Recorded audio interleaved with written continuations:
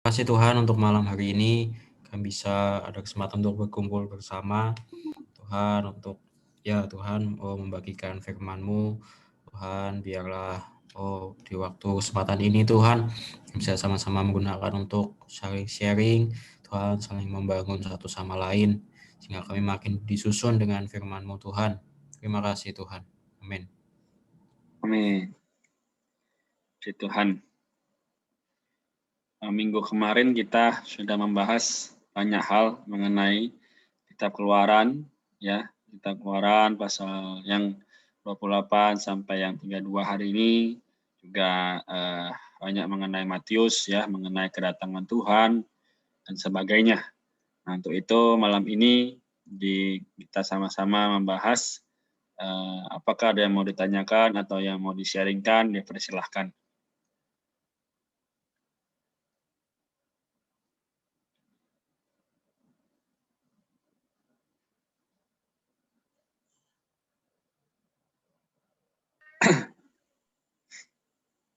Amin, puji Tuhan.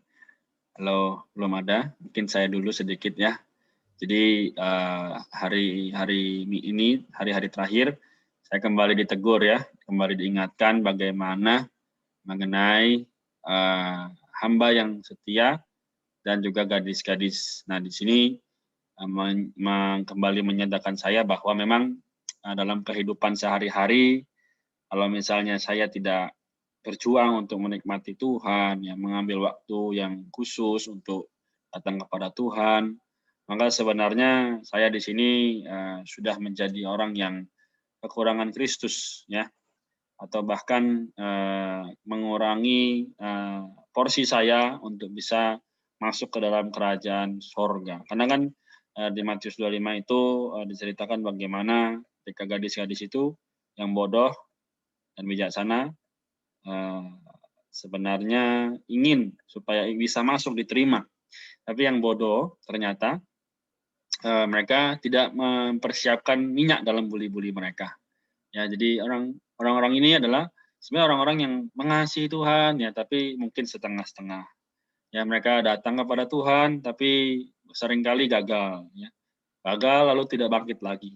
Nah, orang-orang gadis-gadis yang bijaksana ini mereka adalah para gadis-gadis yang sungguh-sungguh ya setiap harinya, bahkan mungkin setiap dalam kehidupan mereka ya, mereka mengapresiasi, mereka mengisi diri mereka dengan firman Tuhan sehingga mereka boleh menjadi orang-orang yang dimenangkan atau masuk dalam kebahagiaan. Nah, jadi juga dengan bagaimana nanti di hamba-hamba itu ya 5 talenta, 3 talenta, 1 talenta, ya semua memiliki talenta masing-masing sesuai dengan kemampuannya. Ya, kata-kata sesuai dengan kemampuannya itu ternyata juga benar, karena nggak setiap orang bisa bisa banyak ya, tapi ada juga yang mungkin bisa sedikit. Nah, di sini bisa banyak atau bisa sedikit harus mengembangkan. Nah, mengembangkan di sini artinya adalah kita terus memiliki satu daya juang, yaitu mau maju terus. Nah, supaya diri saya atau diri kita tidak lagi terjebak dalam perkara namanya yang penting saya sudah Kristen. Oh, yang penting saya sudah menjadi orang yang diselamatkan. Tidak. Tapi kita terus mengerjakan, yaitu misal kita punya teman, kita punya keluarga yang belum percaya atau belum beroleh selamat, kita taburkan firman itu kepada mereka, sehingga ya mereka juga teman-teman kita, keluarga kita mendapatkan berkat. Ya. Jadi saya di awal hanya bisa mau sharingkan ini. Jadi teman-teman masih ada waktu sekitar 25 menit ya. Baik, ini tadi ada request dari Monica ya, dari Monica, dipersilahkan. Halo Kak. Halo. Ya, jadi aku mau sharing tadi karena dengar dari Kakak juga soal gadis-gadis yang bijaksana dan gadis-gadis yang bodoh itu, jadi keinget sama berkat Tuhan yang baru aku terima sih. Dan memang benar yang Kakak bilang tadi, kalau kita bisa bijaksana itu Tuhan pasti nggak pernah menutup pintu buat kita gitu. Jadi aku baru aja mengalami kegagalan di tahun ini. Aku ikut organisasi di tingkat kampus dan daftar jadi presiden untuk organisasi itu. Dan di situ aku mengalami kegagalan. Di situ aku cukup terpukul dan sempat ngerasa di titik terendah dah gitu, kayak insecure gitu dan merasa nggak pantas kayak gitu. Tapi akhirnya aku mencoba untuk tetap kembali gitu ke Tuhan dengan tetap ikut komunitas dari sini dan ambil waktu untuk tetap berdoa sama Tuhan kayak gitu. Dan dari situ maksudnya keingat yang tadi dibilang juga kalau jangan jadi menjadi gadis yang bodoh gitu, yang ya udah gitu aja gitu, nggak berusaha, nggak ada usaha, nggak menyimpan sesuatu gitu. Dan akhirnya aku berusaha untuk bijaksana dan mengikuti peluang-peluang yang ada. Tiba-tiba aku dapat berkat dari Tuhan, aku dihubungi lewat LinkedIn namanya untuk jadi masuk dalam satu organisasi, bisa dibilang organisasi, tapi sebagai ambasador gitu ya. Dan itu tuh bukan sekedar hanya organisasi aja yang tergabung di situ, maksudnya dapat intensif juga, maksudnya, dan di situ yang disyukuri banget karena maksudnya Tuhan membuka dan tahu apa yang kubutuhkan gitu. Jadi itu sih yang kesyukuri, kayak Tuhan gak pernah salah menutup pintu dan membuka pintu yang terbaik seperti itu. Amin. Puji Tuhan. Kalau setia, Tuhan memberikan lebih dari yang kita pikirkan. Terima kasih, Monica. Sama-sama, Kak. Yang lain? Apakah ada pertanyaan?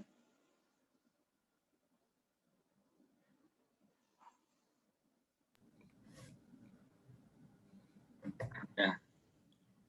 Joshua, ada Berto, Jessica. Yang lain?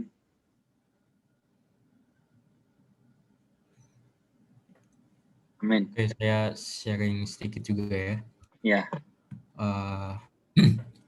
Saya mau sharing dari ini, ya sekilas tentang Matius 24 dan 25 juga yang sudah kita baca ya seminggu lalu. Nah, ya di Matius 24 itu kan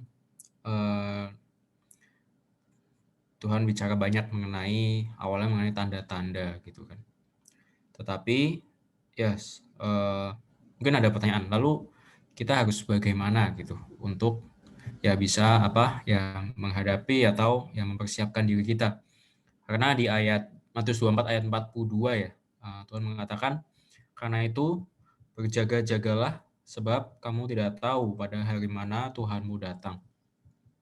Nah, jadi sebenarnya ya memang perlu juga mengetahui ya tanda-tanda akan kedatangan Tuhan ini. Tapi ya lebih penting lagi bagi kita adalah bagaimana kita bisa ya mempersiapkan diri kita berjaga-jaga dan bagaimana kita ya juga ya mempersiapkan diri untuk menyambut kedatangan Tuhan itu. Nah, di bagian-bagian selanjutnya ya dari ayat 45 nanti juga masuk ke pasal 25. Nah, di ayat 45 sampai 51 ini Tuhan membahas mengenai hamba yang setia dan bijaksana gitu. Jadi ya bagaimana kita bisa mempersiapkan diri dan juga memiliki sikap yang berjaga-jaga. Yang pertama adalah kita juga perlu menjadi hamba yang setia dan bijaksana. Nah, hamba yang setia dan bijaksana ini hamba yang seperti apa? Yaitu dikatakan di ayat 45 ini adalah yang diangkat oleh tuannya, yaitu ya Tuhan atas orang-orangnya untuk memberikan mereka makanan pada waktunya.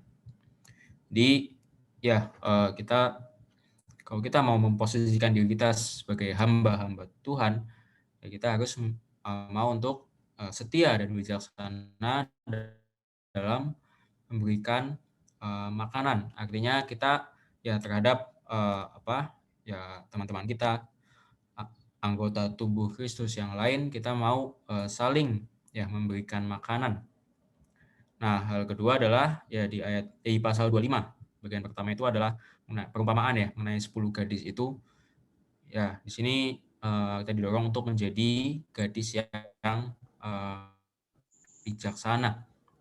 Artinya desain bijaksana ini adalah sekelompok ya kaum beriman, orang percaya yang ya, tidak berhenti hanya percaya saja, tapi juga ya membiarkan dirinya tuh terus-menerus Tuhan bisa bertambah di dalam dirinya.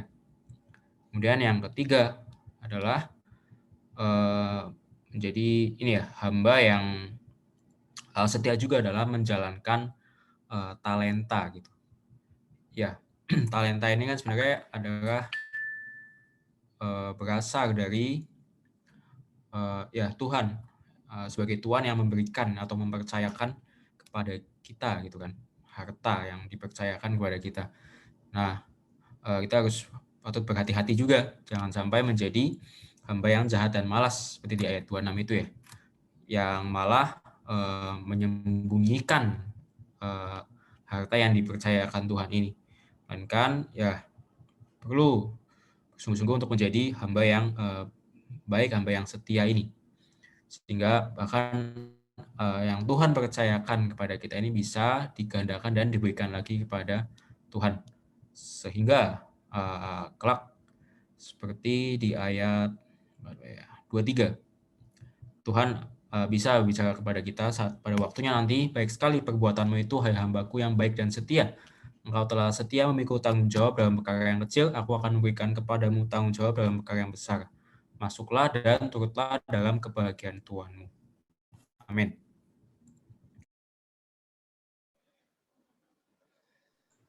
Baik, Kak Eko mau menambahkan ya apa yang sudah disampaikan oleh teman-teman semua.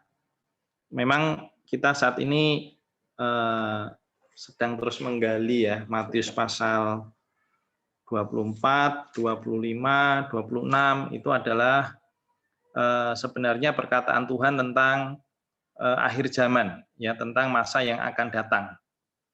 Nah, sebenarnya ini sangat berpengaruh sih dengan kehidupan kita ya. Artinya kita hidup hari ini tuh ditentukan dengan pandangan kita bagaimana kita memandang masa yang akan datang ya. Nah, Alkitab sebenarnya menunjukkan kepada kita ada satu konsep ya. Satu konsep tentang masa yang akan datang. Ini saya share di sini. Itu adalah tentang keselamatan dan pahala ya. Nah, apa perbedaannya antara keselamatan dan pahala, dan di bagian mana Alkitab itu memperlihatkan perkara pahala ya. Nah, keselamatan kita sudah sering kali mendengar ya bahwa keselamatan ini berdasarkan iman Kristiani kita adalah oleh anugerah. Ya, kalau Efesus pasal 2 ayat 8 ya, ini agak mengambil ayat-ayat dari bagian yang lain ya supaya kita ada gambaran yang lebih menyeluruh. Jadi kita memandang porsi Matius 24 25 ini dari terang seluruh Alkitab ya. Jadi di dalam Efesus itu dijelaskan bahwa keselamatan itu adalah anugerah, adalah kasih karunia ya. Di situ dikatakan karena kasih karunia kamu diselamatkan oleh iman ya. Itu bukan hasil usahamu tetapi pemberian Allah. Kemudian Yohanes 3:16 itu juga perkara keselamatan yang dikaruniakan oleh Bapa kepada setiap kita yang percaya. Nah, ini ayat ini juga sudah sangat terkenal karena di situ dikatakan karena begitu besar kasih Allah akan dunia ini sehingga Ia telah mengaruniakan anaknya yang tunggal, ya, mengaruniakan, menganugerahkan supaya setiap orang yang percaya kepadanya tidak binasa melainkan beroleh hidup yang kekal. Kemudian di Yohanes 5:24 juga perkara bagaimana kita menerima anugerah keselamatan melalui percaya. Ya, di situ dikatakan, barang siapa mendengar perkataanku dan percaya kepada Dia yang mengutus aku, dia mempunyai hidup yang kekal dan tidak turut dihukum. Ya, di situ dikatakan sebab ia sudah berpindah dari dalam maut ke dalam hidup. Ya. Nah, kemudian 1 Timotius 1 ayat 15, ya ini juga perkara Kristus Yesus datang ke dunia untuk menyelamatkan orang berdosa. Ya, demikian juga 2 Timotius 1:9 Tuhan menyelamatkan kita, memanggil kita dengan panggilan kudus ya. Jadi kita sudah sepakat bahwa menurut terang firman Tuhan keselamatan ini adalah anugerah. Tetapi ketika kita membaca ya di dalam Matius pasal 24, 25, 26 ya. Ini kita memperlihatkan sisi yang lain daripada firman Tuhan. Firman Tuhan memperlihatkan ada hamba yang setia dan hamba yang jahat. Ya, sebenarnya dua-duanya ini menggambarkan orang percaya karena statusnya sama, yaitu hamba. Ya, hamba yang setia dan hamba yang jahat. Demikian juga gadis yang bijaksana dan gadis yang bodoh itu juga sebenarnya adalah melambangkan kaum beriman. Ya, melambangkan kaum beriman, melambangkan orang percaya. Kenapa? Karena dua-duanya adalah gadis. Ya, di dalam Alkitab gadis itu adalah melambangkan ya orang percaya. Ya kan? Tetapi bedanya yang satu punya cadangan minyak, yang satu tidak membawa cadangan minyak. Sehingga yang satu bisa masuk ke dalam perjamuan kawin. Ya, menikmati sukacita bersama dengan mempelai laki-laki, sementara yang satu dikatakan apa? Pintunya ditutup dan kemudian mereka tidak bisa masuk. Kemudian juga sama, perumpamaan tentang talenta. Ada yang dikasih 5, ada yang dikasih 2, ada yang dikasih 1. Sebenarnya semuanya ini adalah orang percaya ya, kaum beriman. Ya. Tetapi kalau kita lihat ya tadi yang 5 mengusahakan sehingga dapat 5, yang 2 mengusahakan sehingga dapat 2 lagi jadi 4 ya kan, tapi yang 1 mengubur ke tanah.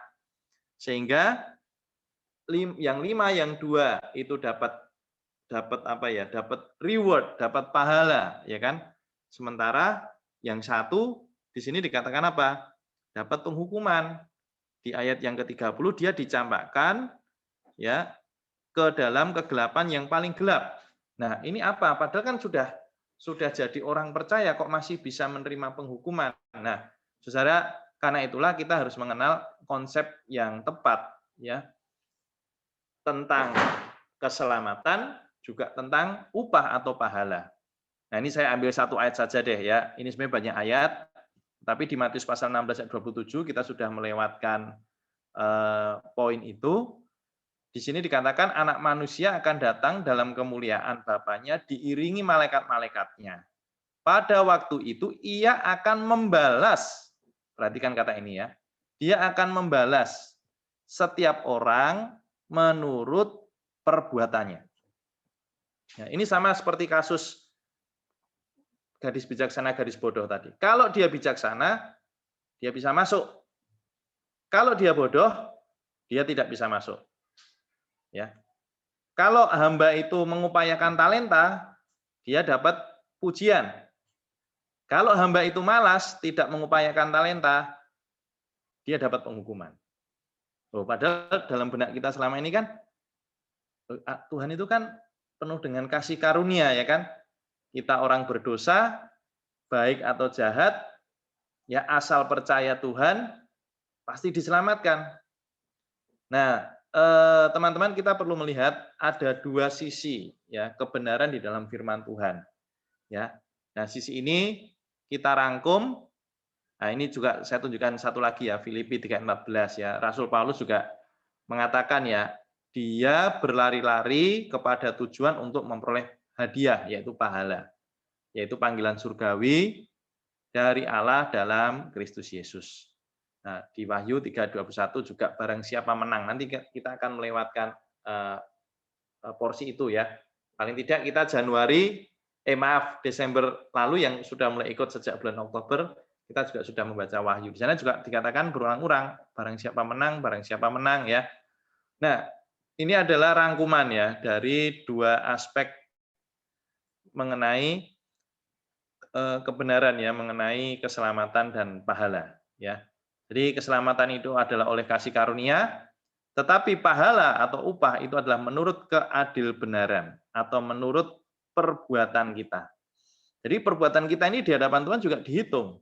Tuhan akan meminta pertanggungjawaban atas perbuatan kita. Ya.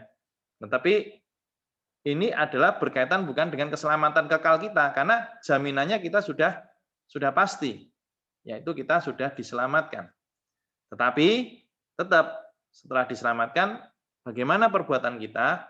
Nah, nanti akan menentukan apakah kita menerima upah atau pahala ketika kita di depan tahta penghakiman Kristus. Nah, keselamatan ini dia ya, adalah kita menerima kehidupan yang kekal atau hayat yang kekal. Ya, saat kita percaya, saat itu juga kita menerima hayat yang kekal yang dari Tuhan. Dan kita sudah mendapat jaminan bahwa kita akan bersama-sama dengan Tuhan di dalam kekekalan. Tetapi di dalam aspek pahala ini ada satu masa ya disebut di mana kita bisa meraja bersama dengan Kristus. Kalau kita baca Wahyu pasal 24 sampai dan 6 itu adalah di dalam masa kerajaan 1000 tahun. Ya. Keselamatan adalah kita peroleh di zaman ini. Upah nanti di masa yang akan datang ya. Keselamatan adalah untuk orang-orang berdosa, sehingga dulu kita berdosa, tadi Efesus dikatakan kita ini adalah orang berdosa, tapi karena kasih karunia kita diselamatkan. Nah, tetapi pahala adalah khusus untuk orang-orang percaya. Ya. Apakah kita mau seperti Paulus tadi, berlari-lari untuk mengejar hadiah, yaitu panggilan surgawi. Ya. Dan kemudian keselamatan tadi dikatakan diterima oleh semua orang percaya. Nah, tetapi untuk upah atau pahala ini diterima oleh para pemenang ya. Nah, berkaitan dengan kemarin kita kan sempat sharing ya tentang ini ya. Kedatangan Tuhan ya. Itu juga saya berkaitan dengan upah dan pahala itu. Barang siapa yang bersiap sedia ketika Tuhan datang di dalam parusianya ya. Dia akan terangkat berjumpa dengan Tuhan. Tidak akan mengalami masa kesusahan besar. Itu yang dibahas di dalam Matius kemarin mulai dari pasal 24 ya, akan ada satu siksaan yang berat ya. Nah, kita perlu berdoa supaya kita diselamatkan dari waktu itu ya. Kita sebelum waktu itu datang, kita sudah terangkat berjumpa dengan Tuhan. Nah, mereka yang tidak siap, ya seperti gadis-gadis yang bodoh tadi atau hamba yang malas tadi, ya mereka akan mengalami pendisiplinan, ya, disiplin, ya, melewati masa kesusahan besar, ya. Ketika Tuhan datang, ya di dalam kerajaannya, orang-orang yang terangkat, ya sebagian kecil ini yang bersiap sedia akan meraja bersama-sama dengan Tuhan, ya, meraja bersama-sama dengan Tuhan. Di sini ya, di dalam ini pengharapan setiap kaum beriman. Jadi lelah kita hari ini tidak sia-sia, ketekunan kita hari ini tidak sia-sia. Kalau hari ini kita mau untuk melayani Tuhan ya dengan segenap hati kita, Tuhan juga memperhatikan. Ya, Tuhan memberikan kepada kita talenta. Ya, mungkin talenta kita tidak banyak ya, mungkin hanya 1 atau 2. Tapi janganlah sampai kita menguburkan talenta itu. Kalau kita sampai menguburkan, ya kita akan seperti hamba yang malas itu, mengalami pendisiplinan ya di zaman yang akan datang. Nah, nanti semua kaum beriman ya akan masuk ke dalam langit baru, bumi baru, Yerusalem baru. Nah, tetapi sebelum itu, marilah teman-teman sekalian kita mau belajar seperti gadis yang bijaksana dan juga hamba yang setia ya. Hamba yang setia, hamba yang rajin mengupayakan talenta kita. Jangan sampai nanti kita menyesal ketika nanti kita akan dihakimi oleh Tuhan. Ternyata kita ini kedapatan hamba yang jahat dan malas karena memendam talenta kita. Ya, atau kita ini kedapatan ternyata gadis yang bodoh karena tidak memiliki cadangan minyak. Ya, kita kurang bersekutu dengan Tuhan. Ya, kita bersyukur minggu malam ya biasanya banyak teman-teman. Ya, ini mungkin karena pandemi juga ya nggak kemana-mana ya. Tapi setidaknya mungkin kita bisa nonton YouTube, kita bisa browsing internet, tapi kita ada di sini saling sharing firman Tuhan karena kita adalah mau seperti gadis yang bijaksana ya, membeli minyak hari ini. Kita mau seperti hamba yang setia mengupayakan talenta kita.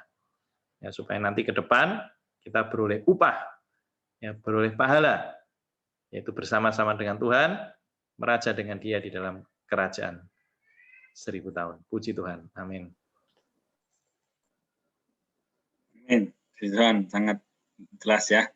Begitu menerangi kita semua bahwa memang hari ini adalah kesempatan. Ya, bahkan ada lagunya ya. Hidup ini untuk melayani Tuhan. Jangan sia-siakan. Amin. Tapi masih ada waktu. Bagaimana teman-teman yang belum? Apakah ada mau tanya atau membagikannya? Saya mau nanya, Kak. Oke, Yosua ya. Saya mau nanya lagi soal perumpamaan yang talenta itu gitu. Ada satu ayat yang menggelitik buat saya itu ketika dibilang si Tuhan itu memang mengakui saya tidak menabur, saya tidak menuai, itulah ya, menabur dan menuai gitu istilahnya. Kalau sebaca sekilas kan istilahnya benar juga sih kata si yang level satu ini gitu, bahwa dia minta sesuatu yang nggak dia tabur gitu. Maksudnya dia minta bagian, padahal yang nabur tuh harusnya si 3 orang itu gitu. Jadi sebenarnya konteks dari ayat itu apa sih, Kak, gitu, ketika Tuhan itu meminta dan dia memang mengakui bahwa dia memang dia menuai apa yang dia tidak tabur gitu. Mungkin itu, Kak, minta penjelasannya. Amin. Mungkin saya bantu sedikit nanti mungkin yang Eko atau Kak Yoel boleh tambahkan. Sini saya mau tampilkan satu yang kemarin ya, aplikasi itu. Sebentar saya tampilkan di sini. Saya share screen Matius 25 ayat yang ke 20 ini ya. Ayat yang ke-24 ya kan, di sini dia bilang, kini datanglah juga hamba yang, bentar saya share screen. Oke. Nah, di sini kan bilang bahwa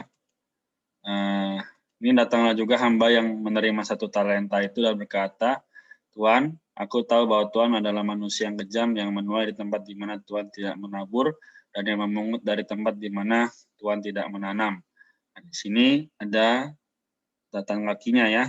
Jadi kalau dibuka, nah di sini artinya dimulai dari 0 dengan menuai di tempat dia tidak menabur dan mengumpulkan di tempat dia tidak menanam. Seakan-akan dia menuntut kita bekerja baginya tanpa apa-apa. Ini tidak seharusnya menjadi alasan bagi orang yang memiliki 1 talenta untuk tidak mengenakan karunia-Nya. Sebaliknya, hal ini seharusnya memaksanya melatih imannya sehingga dia dapat menggunakan karunia-Nya semaksimal mungkin. Ya.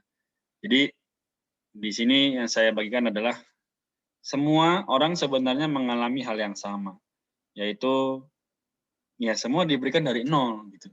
Karena kan nggak mungkin tiba-tiba ya kita dapat 1 pekerjaan lalu kita bisa langsung dalam posisi yang baik. Itu kan nggak mungkin, semua harus dimulai dari bawah. Nah, namun di sini tadi dikatakan memaksa kita untuk melatih iman kita. Nah, hari ini misal saya ditempatkan di tempat yang orang-orang itu nggak bisa bahasa Indonesia gitu kan. Misal di mana? Di ya pedalaman lah ya. Bisa di pedalaman Kalimantan gitu kan. Nah, tapi saya nggak mungkin kan, saya nggak berusaha, masa saya mau pulang lagi ke tempat saya berasal gitu. Dan di sini saya harus belajar untuk berbahasa seperti orang-orang pedalaman itu supaya bisa mendapatkan mereka. Nah, intinya adalah jangan seperti hamba ini, dia menguburkannya, dia nggak mau berusaha, ya udah nggak dikembangkan begitu ya. Jadi ya menurut saya ya demikian. Kita harus punya iman yang sama-sama terus maju. Karena memang Tuhan demikian. Dia menabur di mana dia tidak menanam, yaitu dimulai dari 0. Ya, Tuhan juga demikian. Dia lahir dari kandungan Maria. Ya, dia lahir dari bayi. Ya, manusia Allah. Dia menjalani hidupnya. Dia merasa ya mengalami banyak cobaan, cercaan, ya hinaan. Itu semua dia lalui untuk bisa mendapatkan manusia. Nah, ini yang bisa saya coba bagikan. Amin.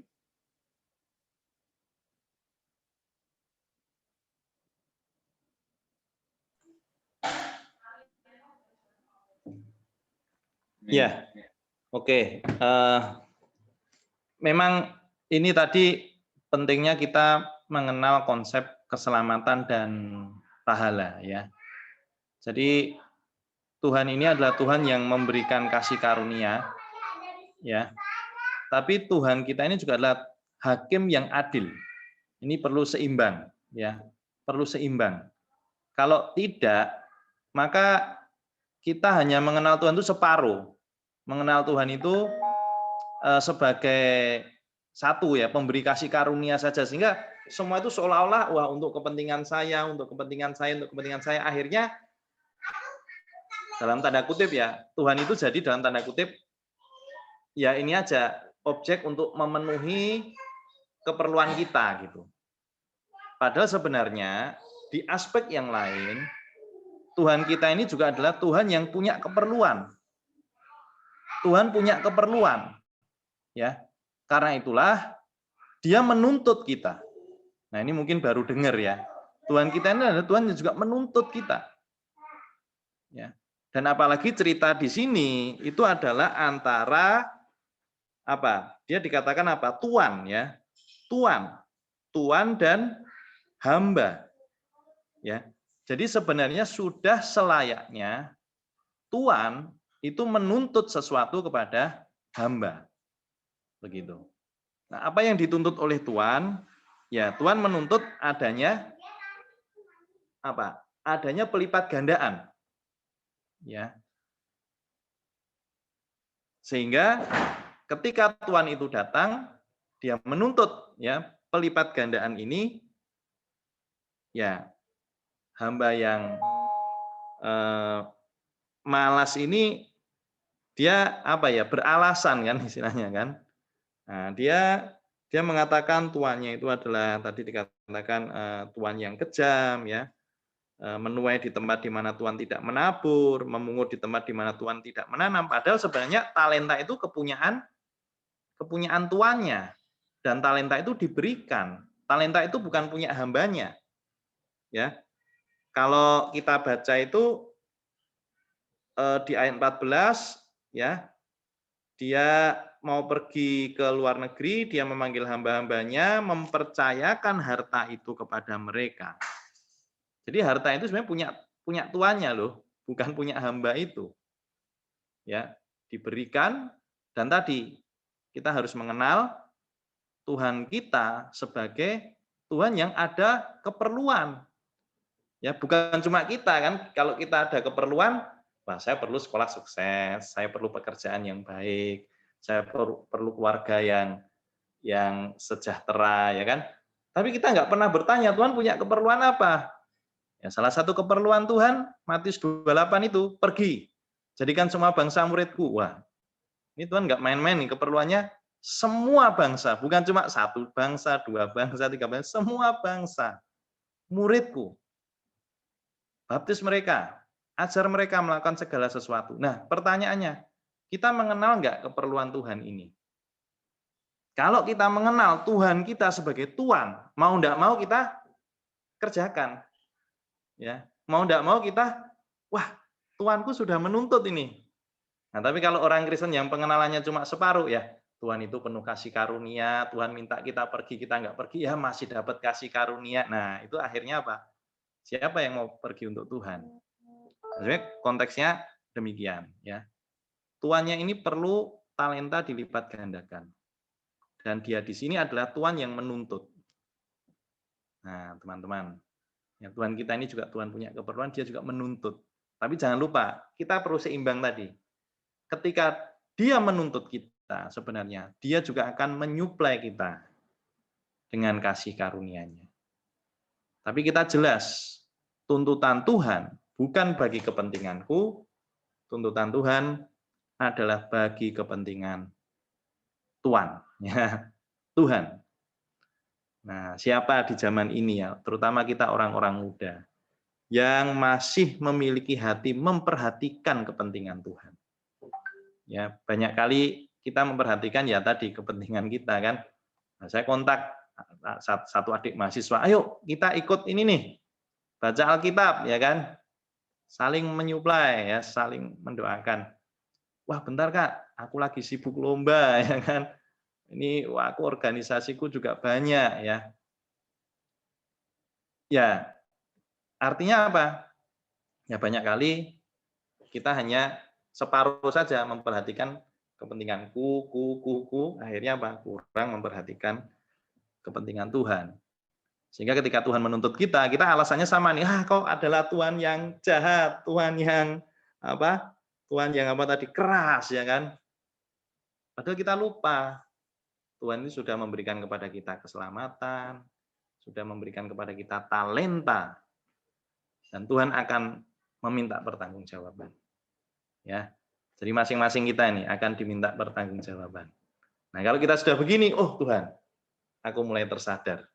Aku selama ini hidup masih untuk diriku sendiri. Ya, padahal Rasul Paulus di dalam 1 Korintus mengatakan, Kristus itu telah mati bagi semua orang, supaya kita bukan lagi hidup untuk diri kita sendiri, tetapi untuk Kristus yang sudah mati bagi kita semua. Ya, jadi kira-kira demikian. Untuk konteksnya adalah Tuhan menuntut sesuatu di atas diri kita. Ya, sisi lain dari Tuhan memberikan kepada kita kasih karunia. Amin. Tuhan. Amin. Terima kasih terjawab sudah akhirnya. Ya, amin. Sama-sama. Amin. Tuhan. Apakah masih ada lagi? Kalau belum ada, mungkin kita sudah. Ada tambahan dari Ayo Kak Eko. Oke. Sudah sih saya. Sudah. Baik. Kalau gitu teman-teman, jadi kita usahakan ya tiap minggu ada sharing begini supaya kita juga mungkin tadi bisa membagikan apa yang Tuhan pernah berikan kepada kita selama seminggu demi seminggu. Terus juga pertanyaan-pertanyaan yang mungkin kita menjadi sampai ke bawah mimpi gitu kan. Ya, tapi kita harus apa? Sama-sama di dalam tubuh ya. Kita menguatkan, kita saling juga bertanya supaya kita tidak sesat di jalan. Oke, terima kasih ya untuk yang bisa hadir malam ini. Jadi mungkin kita sampai di sini dulu. Besok tetap ada pembacaan Alkitab ya jam 6 sore ya sampai hari Kamis, lalu juga hari Minggu tetap ada sharing berkat bersama. Amin ya, puji Tuhan. Kalau begitu kita akan tutup di dalam doa. Amin ya, kita sama-sama kembali berdoa. Saya akan mimpin dalam doa. Mari kita kita bersatu di dalam doa. Amin. Tuhan Yesus, kami mengucap syukur kepadamu Tuhan, Allah kami yang setia dari dulu, sekarang sampai selamanya. Terima kasih atas sharing berkat bersama malam ini. Kami boleh sama-sama membagikan dan menjawab apa yang menjadi pertanyaan kami selama ini. Dan biarlah firman kudus-Mu Tuhan terus memimpin kami maju supaya kami boleh mengenal lebih dalam apa yang Dikau kehendaki. Tuhan, Dikau punya tujuan yang besar. Apapun yang kami punya, semua adalah milik-Mu. Dan biarlah malam ini kami kembali disadarkan, kami tidak boleh hanya hidup bagi diri sendiri, biarlah kami boleh terus hidup bagi Tuhan. Berarti juga teman-teman di sini yang mungkin bersekolah, yang berkuliah, yang bekerja, Tuhan dirimu sendiri yang menambahkan kekuatan demi kekuatan, karena memang di dalam Dikaulah segala perkara dapat ditanggung. Tuhan Yesus, terima kasih malam ini, jaga kesehatan kami semua, bebaskanlah kami dari segala sakit penyakit, sama virus corona ini Tuhan, supaya kami boleh terus sehari demi sehari nikmati kasih-Mu, bahkan membagikan kasih-Mu kepada teman-teman kami. Terima kasih Tuhan Yesus, kami berdoa, dan mengucap syukur dalam nama-Mu yang kudus. Haleluya. Amin. Amin. Oke, baik.